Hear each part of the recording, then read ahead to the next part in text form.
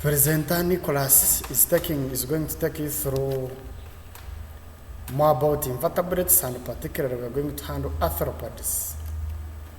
Arthropods, these are invertebrates. These are invertebrates with segmented bodies and jointed legs. These are two main characteristics of arthropods. They have segmented bodies and jointed legs, as we are going to see here. They have jointed legs, they have segmented bodies. More so, they have hard external skeleton, that is exoskeleton or cuticle. They can shed their cuticles through the process of molting. They just shed off the outer part and increase in size. But the basic characteristics of arthropods, they have segmented bodies, they also have jointed legs. We got classes of arthropods, my members. Myriapods is the first class. Myriapods, though it is further divided into two, as we shall see, Dipropoda and Chiropoda. Then we have arachnids. These ones, we shall also tackle them independently. Crustaceans, and finally, insects. We move direct to myriapods. These are arthropods with many jointed legs. This is the basic characteristic of myriapods. They have many jointed legs.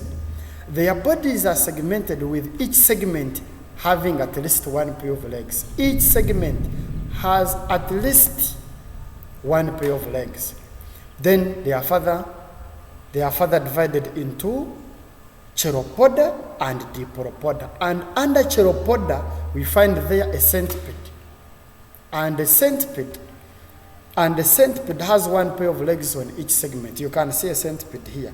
Each segment, there is one leg this side and another leg this side. Then the front legs are modified to form poison claws. You can see poison claws. They are here. Then they are carnivorous. They feed on flesh only. We go to Dipropoda. That's why we find millipedes. And this is a millipede.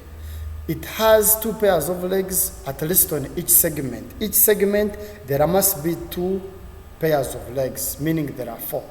They curl or coil to protect themselves or produce bad smell. They will ask, how does a millipede protect itself? You need to say, by curling itself or by producing bad smell. Then once they ask, how does a centipede protect? You say, by stinging, because it produces poison. It has poison claws here. We move and look at crustaceans. These are arthropods which have hard and clasp-like exoskeleton. They have jointed legs as usual, because all arthropods have jointed legs. Then their bodies are divided into two parts. That's the main. Their bodies are divided into two parts. The first part is called cephalothorax, and another one is called abdomen. That's why this group was actually separated from insects, because insects have three main body parts. But for crustaceans, they have two main. Then they breathe through gills or their skin.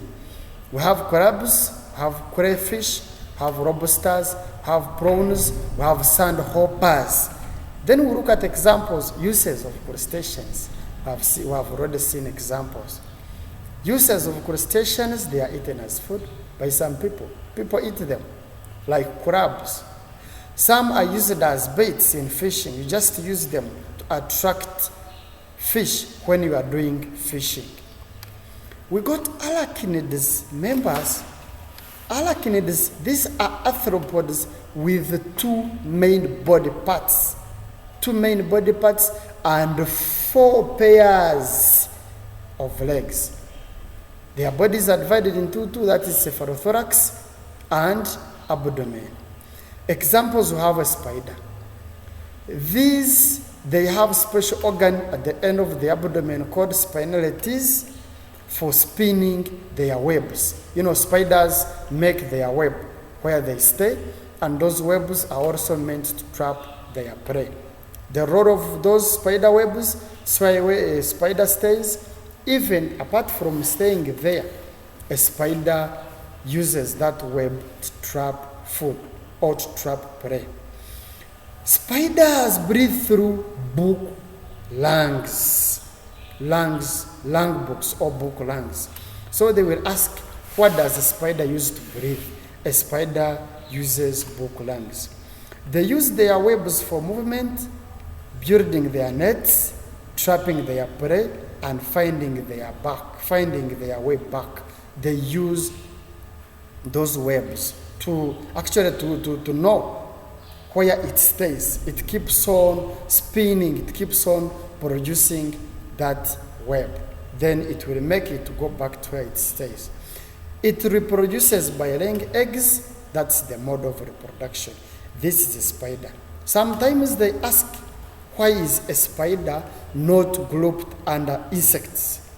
We should know that insects breathe through spiracles, but for spiders, they breathe through book lungs. That is the first difference.